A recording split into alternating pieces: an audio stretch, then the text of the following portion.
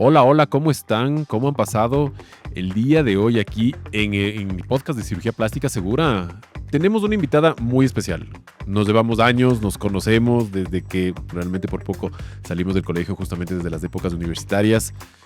Eh, es una persona la cual le tengo muchísima admiración, muchísimo respeto, porque en su campo, que es el campo, uno de los más importantes que tenemos dentro de lo que es la parte de cirugía plástica, nos ayuda muchísimo para poder que nuestros pacientes comprendan cómo deben existir cierto tipo de guías nutricionales, cómo debemos alimentarnos, qué podemos usar, qué no podemos usar.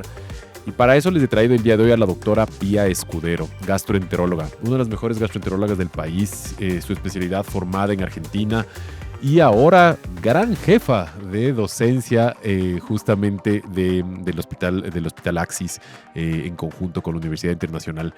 Y pues hemos estado conversando algunas cosas al respecto de todas estas situaciones relacionadas con la nutrición, porque se pone de moda muchísimas cosas. Esto del libre de gluten, libre de carbohidratos, que un sinnúmero de cosas que podemos utilizar, no podemos utilizar, suplementos y demás situaciones. Entonces quiero traerles y les traje a la persona indicada para que nos indique un poco cómo tenemos que nosotros alimentarnos, en especial en esta época navideña y pues para futuro las personas que hacen ejercicio, que se someten a cirugías y que tienen cierto tipo de trastornos puedan tener la mejor guía de parte de Pía. Zuka, querida, ¿cómo estás? ¿Cómo has pasado? ¿Qué tal? Muchas gracias por la invitación y la presentación.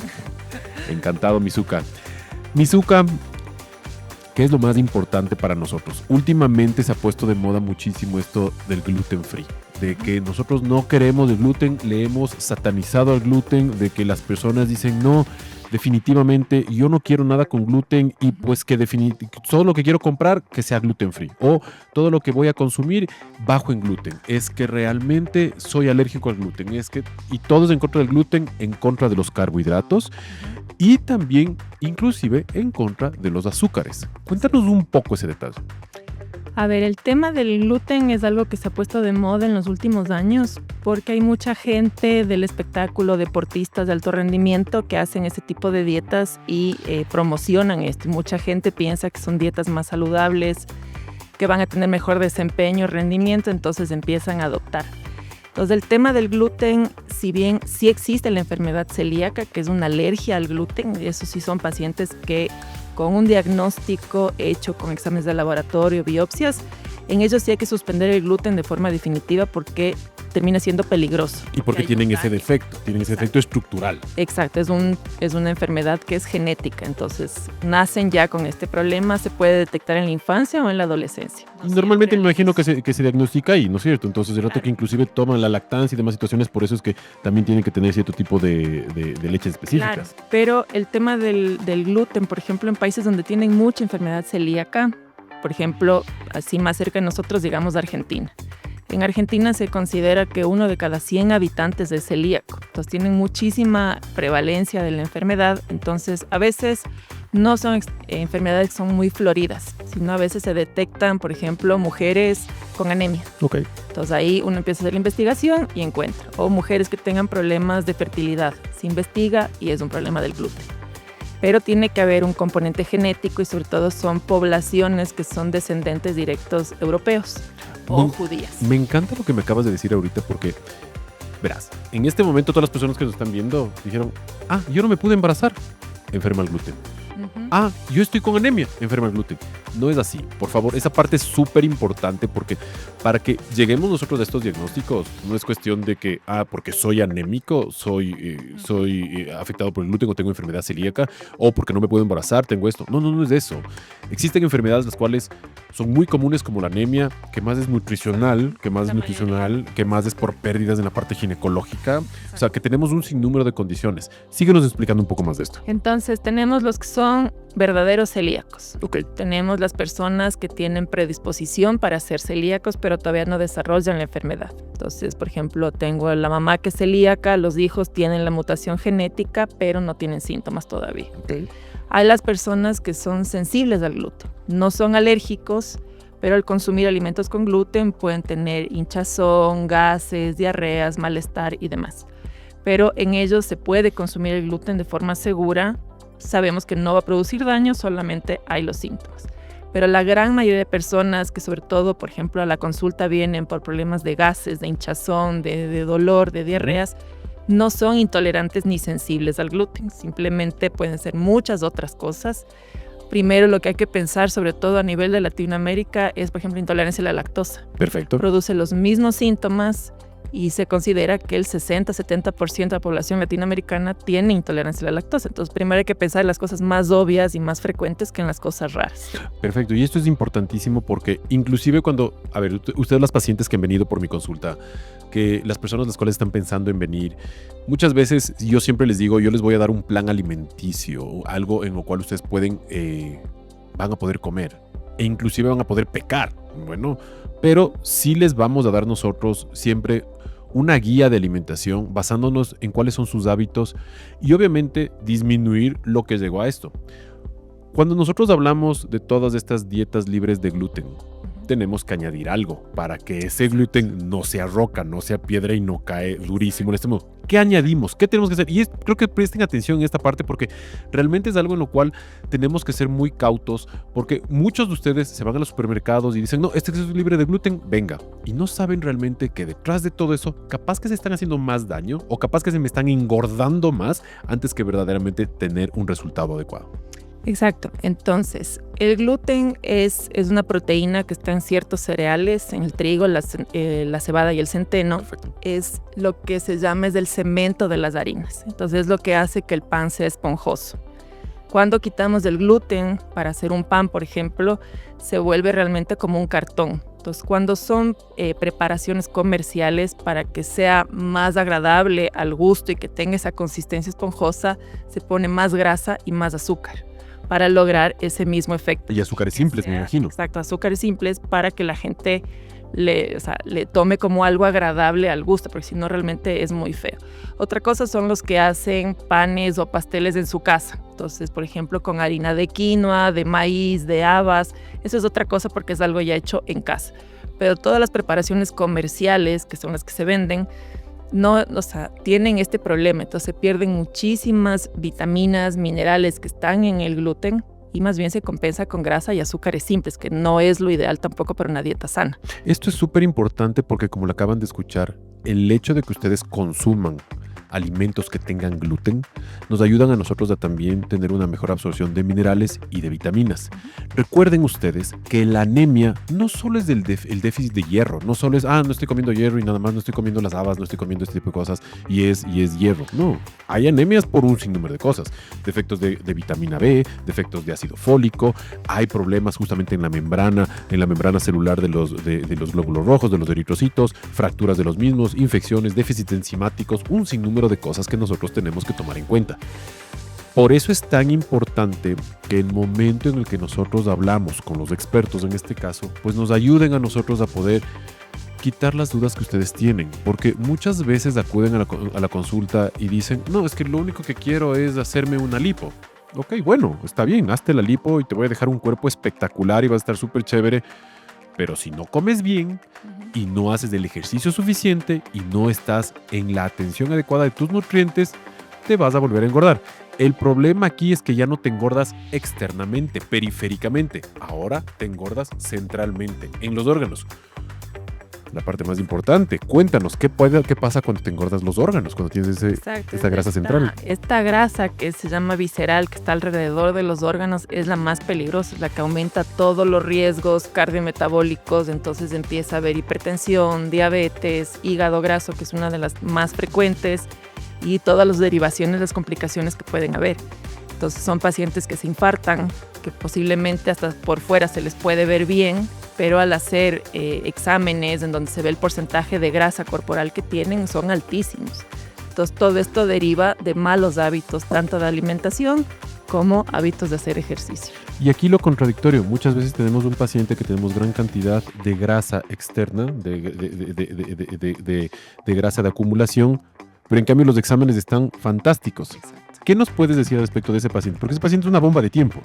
Claro, en ese paciente hay que hacer todo lo que son estudios justamente cardiometabólicos, buscar factores de riesgo. Entonces, dentro de los cardiometabólicos no solamente es el peso y la talla, buscando el índice de masa corporal, cómo está la glucosa, cómo está la presión arterial, o sea, muchos parámetros, cómo están los triglicéridos, cómo está el colesterol, y en función de eso se va viendo también los hábitos que tiene el paciente. Por ejemplo, uno de los más importantes que no le hacemos caso nunca es el consumo de alcohol.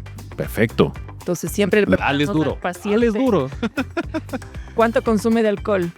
No, a veces, social, solo en reuniones, pero realmente nadie se preocupa de decir cuánto es social para usted. Correcto. Y a veces saltan estos problemas y, por ejemplo, en mi área, que tengo yo mucho que ver con la parte de hígado, se diagnostican enfermedades hepáticas ya crónicas, severas, irreversibles. Y el paciente nunca supo que tenía esto, porque siempre tuvo un consumo de alcohol constante, o lo que también ahora es muy peligroso es en adolescentes, que se llaman los atracones de alcohol. Correcto. Entonces eso también puede llevar a daños a nivel hepático y demás, que a la larga van a terminar pasándole factura.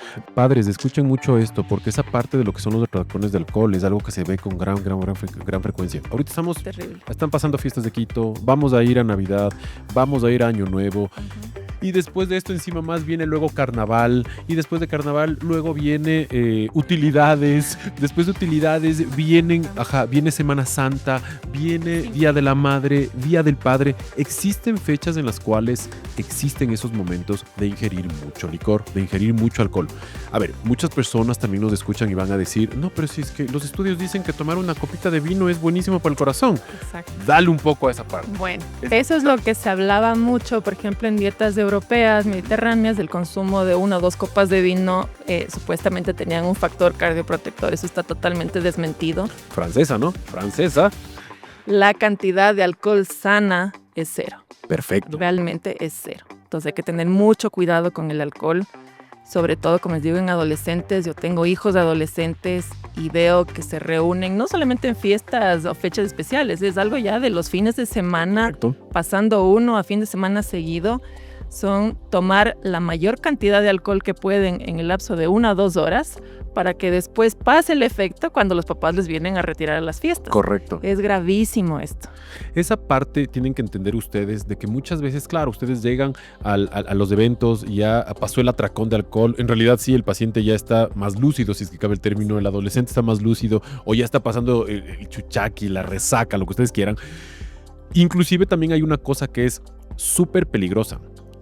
Se meten el atracón de alcohol, después de eso pasa ese efecto y automáticamente el cuerpo te pide nivelar eso y la única forma que te manda es una señal de hambre, entre comillas, y se meten la hamburguesa, la pizza y todo ese tipo de cosas. Cuéntanos un poco de esa parte. Claro, entonces ahí el problema es que aparte del alcohol que ya produce daño, es un consumo de grasas saturadas, de azúcares también, porque es la cola, los dulces, todo lo que son ya como prefabricados.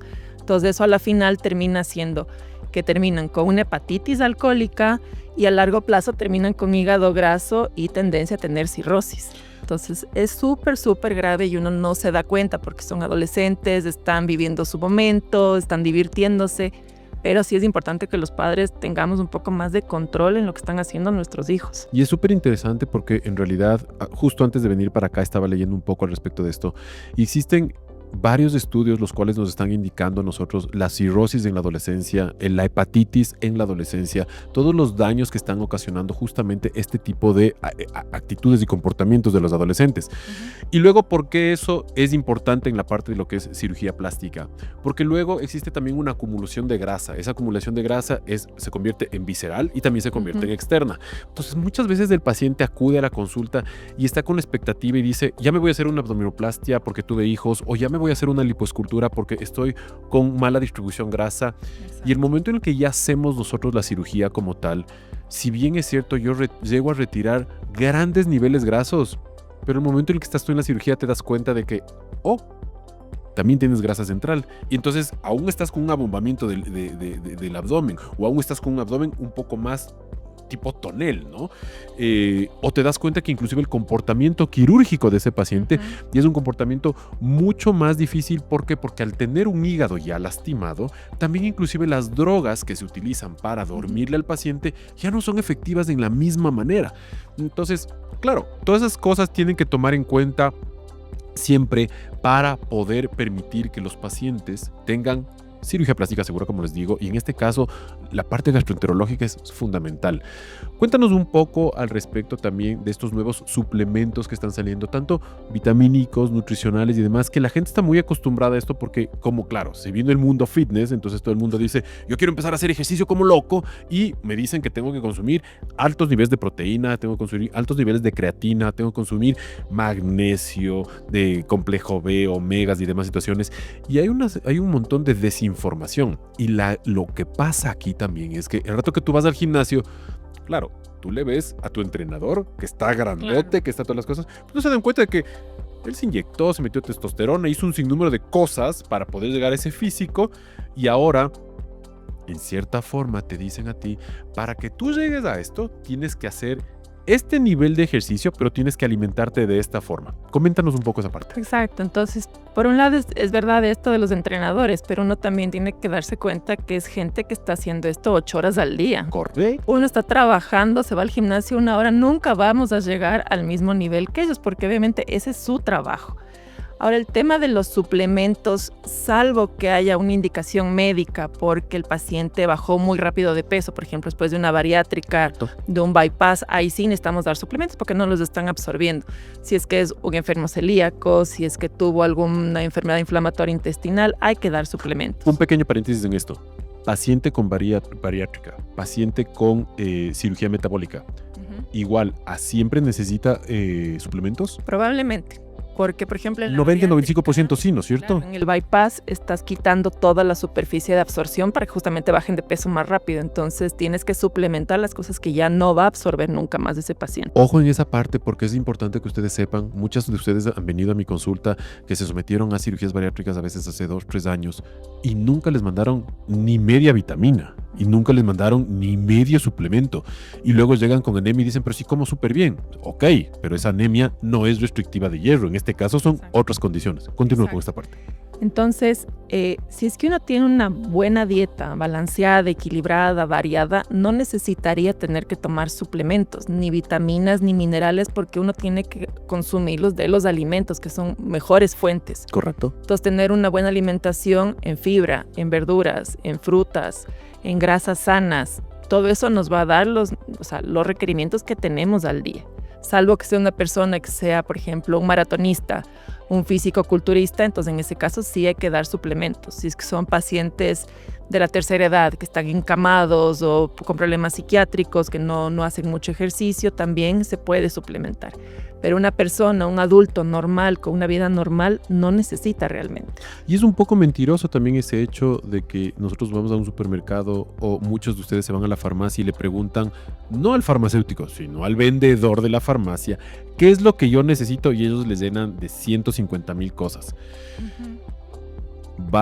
No se vayan ni siquiera al supermercado, váyanse al mercado y compren sus frutas, compren su fibra, compren sus vegetales, compren de ahí, literalmente, por poco, de la mata a la olla. Exacto.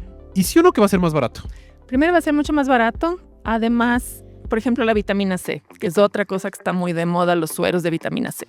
7 gramos. Exacto. ¿Qué pasa con la vitamina C? Nosotros absorbemos la cantidad que necesitamos. Todo el resto se va a eliminar en la orina. Correcto. Porque no es una vitamina que se va a acumular en el cuerpo. Entonces, todo ese tipo de vitaminas, que son las que se llaman hidrosolubles, consumo lo que necesito y todo lo que se pasó en el suero se va a ir en la orina. Entonces, realmente es una pérdida de tiempo, de dinero y que pueden haber hasta complicaciones porque se puede infectar la vía, porque esto ponen en cualquier casa, ni siquiera son en lugares donde hay normas de asepsia, entonces hasta pueden complicarse de alguna forma. Entonces hay que tener cuidado. Por ejemplo, después de una cirugía sí es importante tener un buen aporte de vitamina C para la cicatrización. Correcto. Pero poner sueros, conocemos que todo se va a ir por la orina, no tiene mucho sentido. Y ojo con esto de lo de la vitamina C, que es súper importante. Y yo sé que aquí la industria farmacéutica nos va a odiar, Sí. y nos van a odiar un montón de los centros los cuales están haciendo plata de la vitamina C. Nos van a odiar y espero que me odien. Para ser súper sincero, prefiero que me odien, pero hablarles a ustedes con la verdad. El gran estudio y los grandes estudios, inclusive metaanálisis relacionados con la vitamina C, ojo que se iniciaron en pacientes oncológicos, se empezaron en pacientes terminales, en pacientes con grandes defectos nutricionales. ¿Por qué? Porque justamente era un paciente el cual estaba oxidándose y se estaba envejeciendo y realmente se estaba maltratando muchísimo. Entonces, claro, un paciente que ha recibido quimioterapia, un paciente que ha recibido radioterapia, un paciente que es de HIV terminal y que está realmente con un sinnúmero de infecciones de encima, que ha pasado un sinnúmero de cosas y que su cuerpo está completamente deteriorado. En ese paciente se hizo los estudios de la vitamina C para poder mejorar, oigan bien, el colágeno. Fue para poder mejorar bien el colágeno y para poder permitir que todas las células blancas, todos los leucocitos, neutrófilos y demás tengan un mejor aporte genético, un mejor aporte de la membrana y para que tengan una mejor calidad justamente de invasión a las zonas que estaban afectadas. Ese fue el objetivo de la vitamina C a 7.5 que se llegó a esa norma. Pero la verdad es que todos ustedes que nos están escuchando en este momento no son pacientes de esas características. ¿Cuántas naranjas, cuántas mandarinas, cuántos limones tienes que comerte en el día para que tú suplementes la cantidad de O sea, vitaminas? no hay necesidad, digamos, de estar tomando 3 jugos de naranja al día, porque además hay otras fuentes también. Entonces, con una dieta, como les digo, una dieta equilibrada, tenemos todos los nutrientes que necesitamos. Hierro, vitamina C, magnesio, zinc, todo. Simplemente es que a la gente también no le gusta hacer el esfuerzo de cocinar. Es mucho más fácil comerse un sándwich, una hamburguesa o una cola que sentarse, ir a comprar las verduras. Mírales detrás de las cámaras cómo ponen esa cara de culpabilidad. Detrás de la cámara esa cara de culpabilidad porque saben que hacen eso. Es que es difícil, o sea, si es un tiempo que, o sea, hay que darse el tiempo de cocinar y pensar también, porque también es pesado, pensar en menús variados para no comer siempre lo mismo. Pero, por ejemplo, yo lo que les digo a los pacientes es una buena fuente de fibra, frutos rojos. Perfecto. Es lo más fácil de comer, se les lava y puede estar, aunque sea, si quiere, picando todo el día, que cereza, fresa, Y te va a dar saciedad. arándano, exacto, y son facilísimos. Con las verduras sí es un poco más difícil porque ahí sí hay que preparar, hay que cocinar, hay que sentarse también a comer. Comer así parados tampoco es buena idea, comer rápido tampoco, hay que masticar los alimentos. O sea, sí, yo sé que eso implica tiempo, dinero también, porque también hay que dedicar 1 o 2 horas para preparar los alimentos, sentarse a comer, pero es la única forma de tener una salud a largo plazo que sea buena. Porque si no, uno ahorita no se da cuenta, no se come una hamburguesa y no pasó nada. Correcto. De aquí en 20 años, ahí es donde se ven los problemas. Y eso es fundamental lo que acaba de decir. Nosotros vemos el futuro con nuestros pacientes para poder saber qué es lo que les recomendamos y cuál va a ser la alimentación que necesitan. A ver, en la parte de lo que es cirugía plástica, el remodelamiento corporal, que es justamente relacionado con este tema de la alimentación, es sumamente importante porque obviamente el momento en el cual el paciente ya se sometió a una cirugía, yo obligatoriamente caigo en esto, en decirles, aliméntate de esta forma. Pero a ver, digamos, me cogen y me dicen, no, lo que pasa es que para mí mi pecado es de que todos los fines de semana tengo que comer comida típica, llámese una fritada, llámese un mote con chicharrón, llámese habas, choclos, lo que tú quieras. La dieta latinoamericana y en especial lo que es la dieta de la sierra es muy rica en carbohidratos, pero son carbohidratos complejos los cuales nos permiten a nosotros tener una buena carga energética. ¿Cuál es el problema? La cantidad. A ver, si es que tú te vas a comer un mote con chicharrón, aunque no crean, la grasa del cerdo no es mala, es buena. De hecho, un poco basándonos en la historia, al tocino, a la grasa del cerdo y a todo eso le satanizan. Más o menos en 1960, ¿Y quiénes fueron? Aunque no lo crean, las grandes potencias mundiales. ¿Quiénes? En este caso fue los Estados Unidos y también Europa en cierta forma. Europa en menos, pero Estados Unidos fue grande, en el cual empezó a sacar el azúcar. Claro. Tenían grandes haciendas de caña, tenían que hacer de alguna forma tratar de obtener ese azúcar y fue el boom. Entonces la mejor forma fue satanizarle a la grasa al tocino, a la grasa de cerdo, a la grasa animal y demás situaciones. Tanto es así que no podemos nosotros ni siquiera mentirlos, que inclusive cuando nosotros estudiamos medicina, eso fue una de las cosas primordiales que nos decían: no le des esa grasa y tienes que darle vos grasas que sean buenas al paciente, quítale vos del tocino, quítale el huevo, quítale... Pero la medicina evoluciona y estamos 2025 y ahora sabemos que lo que se hizo lastimosamente en 1960 y lo que se hacía hasta el 2000, lo que se hacía hasta los 90, también estábamos equivocados. Sí, sí. Y ahora vemos que estamos mucho mejor. Cuéntanos un poco al respecto de esa parte. Claro, exacto. O sea, uno ahora se da cuenta que el azúcar es mucho más dañino que la grasa. Y por ejemplo, hay países europeos, por ejemplo, pongo el ejemplo Francia, todo se cocina con mantequilla. Perfecto. La mantequilla es una grasa que es buena. Es más, hay una famosa cocinera americana que decía: nunca hay suficiente mantequilla, porque ella estuvo en Francia y cada vez le ponen más. Y obviamente las cosas, y uno no ve que, por ejemplo, en Francia, antes de que lleguen las comidas rápidas, McDonald's y demás, toda la población era una población sana, una población delgada, una población que vivía muchos años y de forma saludable. Otra cosa es cuando ya llegan estas comidas rápidas y todos los alimentos que ya están hechos, solamente hay que abrir el empaque y comer. Pero el azúcar es mucho más perjudicial que la grasa realmente. Totalmente. Necesitamos un aporte de grasa también para funcionar. O sea, todo el metabolismo del cuerpo necesita más o menos un 30% de la ingesta tiene que ser grasas. Correcto. Porque la grasa es buena. Obviamente no en excesos y también hay que ver el tipo de grasas. Obviamente cuando uno va a comer, por ejemplo, una fritada y que está friéndose 20 veces en el mismo aceite, ahí ya tenemos problemas. Pero el azúcar, tenemos azúcares complejos, azúcares simples. Entonces todos los complejos, lo que son carbohidratos, son buenos. Necesitamos comer carbohidratos. Un 50-60% tiene que ser carbohidrato. El problema es el azúcar blanca, el azúcar refinada. Todo lo que son dulces, caramelos, chupetes y demás, eso es lo que nos va a llevar al daño. Y es lo que consumen los niños. Y aquí muchas personas van a decir: no importa, yo no consumo azúcar blanca, yo consumo azúcar moreno. Ojo, azúcar moreno es simplemente azúcar blanca teñida. No es verdad que no es procesada, no es verdad que no es blanqueada. Ha sido blanqueada y ahora le vuelven a teñir para poder hacerle. Y de hecho, por eso es que están pagando ustedes más. Entonces, sí es importante que se sepa todas estas cosas y que la industria de los alimentos y la industria farmacéutica y todos esos sean un poco más conscientes. Es un poco más difícil porque obviamente son quienes controlan el mundo, ¿no? Exacto, hay un tema económico. Un tema económico muy grande y que lastimosamente todos de una u otra manera somos víctimas de.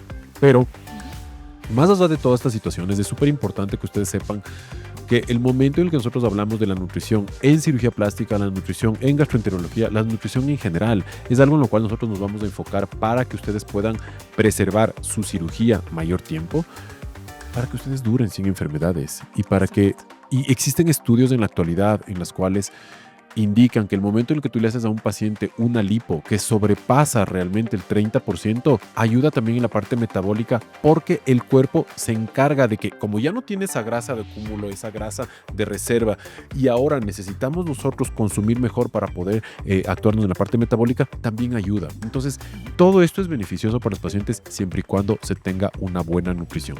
¿Qué más nos tienes que decir al respecto de este tema, Mizuka? Nada, o sea, lo que hay que hacer es justamente enfocarse en los más chiquitos, en los niños, los adolescentes, para que tengan buenos hábitos a largo plazo. Entonces, volver a la dieta de casa, a la dieta de las abuelas, donde se comía mucho cereal. Por lo menos aquí en la sierra se comía antes mucho cereal. Exactamente. Y eso se ha dejado totalmente porque es más fácil comerte la barra de granola. Sí, correcto. Está llena de azúcar, con miel, con panela, para que igual tú puedas comer, porque si no a los niños no les va a gustar, con chocolate y demás. Entonces, volver a comer, por ejemplo, el arroz no es malo. Exacto. Comer centeno, comer cebada, bueno, a mí no me gusta, por ejemplo, el morocho, pero es bueno. Cebada, son todos esos cereales o gramíneas que se comían muchísimo antes y que ahora nadie come. Las harinas, por ejemplo, harina de frijol, harina de haba, nadie consume, harina de maíz pocas veces, o bueno, para hacer algunos platos específicos, pero la dieta, que es lo más fácil, una carne frita, por ahí una lechuga y arroz blanco. Y mientras más grande y cantidad de arroz es mejor. Exacto, entonces se pierde también, digamos, la variedad. Entonces también uno cuando come arroz todos los días también se cansa y ya no quiere, entonces pasamos al sándwich, que es lo más rápido, o los embutidos. Correcto. Entonces sí hay que buscar la forma, por eso digo, sí es difícil, yo sé, pensar en menús variados y como esto tiene que ser enfocado a los niños para que ellos tengan buenos hábitos, ver también qué les gusta o cómo les gusta. Entonces también la forma como se prepara va a influir bastante. Por ejemplo, lo que son carnes. Está demostrado que cocinar un pedazo de carne a la parrilla es un factor de riesgo para cáncer de colon. Perfecto. Cocinar en una forma de cocción lenta es mucho más sano y tiene factores protectores. Correcto. Entonces también depende cómo se cocina. Entonces como ahora todo es rápido, entonces la parrilla está en 5 minutos. Correcto. Hacer un estofado te demoras 1 hora. Totalmente. Pero hay que enseñarles justamente a los chiquitos a que hagan ese hábito para el resto de su vida. Y es importante lo que tú estás diciendo porque también muchas de estas cocinas, las cuales son un poco más lentas, las cuales le van a proteger más a la proteína, a los minerales, a las vitaminas, son estilos de cocina en las cuales podemos hacerlo inclusive con tiempo. Entonces sí nos ayuda también a que si es que nosotros vamos a preparar esto, me invento, tal vez el menú de la semana por el efecto del trabajo, lo que sea, el estofado siempre va a ser mucho mejor, el cocinado siempre va a ser mucho mejor. No se enfoquen tanto en las sopas. Las sopas también tienen un gran pero. Las sopas, claro, o sea, a la final termina uno hirviendo durante 1 hora un brócoli o una coliflor o zanahorias y en el agua se perdió todos los nutrientes. Correcto. Por ejemplo, el brócoli tiene que ser cocinado al vapor. Apenas se hace verde así, brillante, se saca y se come. Perfecto. En muchas culturas, por ejemplo, el brócoli se come crudo. Sí, Ni siquiera se totalmente. cocina Así en es. ensalada. Está perfecto. En cambio, cuando hacemos una sopa, todo se fue en el agua. Totalmente. Se destruye, entonces ya no sirve de mucho realmente la sopa. Y eso es súper importante porque muchos de ustedes nos van a decir, no, pues que la sopita es lo más nutritivo porque eso me enseñó las abuelitas y ahorita acabamos de decir que queremos regresar a esa nutrición. No, a ver, tenemos que regresar nosotros al hecho de poder tener un mejor consumo de alimentos. No quiere decir de que la dieta tiene que ser sopa, plato fuerte y postre. Más bien eso es lo equivocado, eso es lo equivocado. Si ya comiste sopa, que sea una sopa de rápida cocción, de que no sea tan lenta, de que puedas tener algo de minerales, algo de proteína, gran cantidad de proteína y una buena calidad de grasa, para que solo ese sea tu plato. Si es que vos vas a consumir un plato fuerte, que tu plato fuerte tenga cantidades que van de acorde a tu peso, de acorde a tus necesidades. Y para eso la consulta con los médicos es lo más importante, porque muchos cogen a Dr. Google, muchos cogen Claro. ChatGPT y dicen, Exacto. eso es lo que nos da. Eso es terrible para nosotros, porque la verdad es que irnos en contra de la cultura digital es imposible, pero sí podemos instruirles y ayudarles a nuestros pacientes a que tengan un mejor rendimiento, una mejor alimentación. Algo que siempre se dice en medicina es niños con sobrepeso, papás con sobrepeso, porque hay una alimentación inadecuada en casa. Porque, claro, se tienen papas fritas, se tienen chocolate, se tienen todas esas cosas, y el hijo está viendo televisión, ya no hace ejercicio. Ahora es chistosísimo porque tú ves antes cómo veías una televisión grandota que tenían bulbos atrás, que tenían todo, pero que tú tenías que pararte para cambiar la televisión, Claro. tenías que hacer ejercicio y todo, y la persona era más delgada. Ahora son flat screen, son totalmente planas y todo, pero todo es control remoto, todo, y el Exacto. paciente empezó a engordar, y la sociedad en realidad empezó a engordar muchísimo. Entonces, moraleja de todo esto, hagan ejercicio, coman bien, vengan a la consulta, veamos todo lo que tenemos que hacer. Visítenle, por favor, les voy a dejar todos los datos de Pía aquí abajo para que ustedes también le puedan visitar y se enteren un poco más de qué es lo que podemos hacer nosotros dentro de lo que es cirugía plástica segura con una buena alimentación y así poder tener pacientes saludables y pacientes los cuales disfruten de su cuerpo más tiempo y disfruten de todas las condiciones alimenticias. Mizuka, muchas gracias por haber venido. A ti. Quiero que quede pendiente porque tenemos que continuar un poco avanzando más en esto, porque no es lo único que tenemos que hablar nosotros de alimentación, sino sí creo que tenemos que nosotros informar más a nuestros pacientes al respecto de qué es lo que podemos hacer con la parte de lo que son suplementos para un siguiente Así es. capítulo. ¿Te parece? Perfecto. Muchas gracias a todos, les mando un abrazo enorme y por supuesto les dejo con un mensaje de felices fiestas, que tengan un lindo año, pero más que nada disfruten, coman bien, no coman en abundancia, por favor, no coman en abundancia y cero atracones de licor. Disfruten su licor, no se atracan el licor. Bueno, muchísimas gracias. Gracias.